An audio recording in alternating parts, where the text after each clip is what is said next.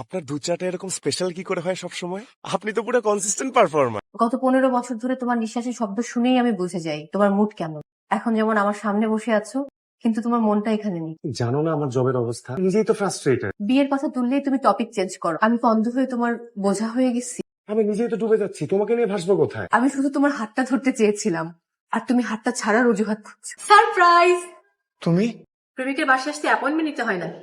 তুমি কি কোনো কারণে নার্ভাস? না, নার্ভাস কেন হবো? সকাল থেকে তোমাকে খুব কাছে পেতে ইচ্ছা করছিল, তাই না বলেই চলে এলাম। রাহাত, কেউ কি আছে? না, কে থাকবে? শুধু আমি আর তুমি। আমাকে একটু আদর করো না। আমি মিরপুর রোডে জ্যামে আটকায় আছি, বুঝছো? আমাদের আজকের প্ল্যানটা ক্যান্সেল করতে হবে। জান, ঠিক আছে, love you. Love you too. তোমার তো অস্কার পাওয়া উচিত। তুমি কি সুন্দর করে একটা অন্ধ মেয়েকে জাস্ট গাধা বানালে। আমি একটা কথা বিশ্বাস করি কি জানো, খারাপ হতে সাহস লাগে। তোমার এই সাহস আছে? গত 12 বছরে আমি শুধু রাহাতের গলার স্বর শুনেছি। যদি একবার, জাস্ট একটা বারের মুখটা আমি দেখতে পেতাম। আমাদের মেডিটেশনের একটা কমিউনিটি আছে। আমাদের টিম বিশেষ ধরনের উদ্ভিদ নিয়ে আসে।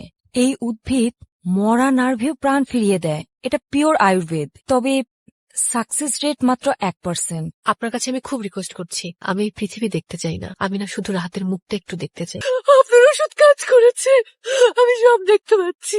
আমি একটু রাতকে দেখতে চাই। ও শিওর ও খুশিতে পাগল হয়ে যাবে। আমি আসলে রাহাতকে সারপ্রাইজ দিতে চাই।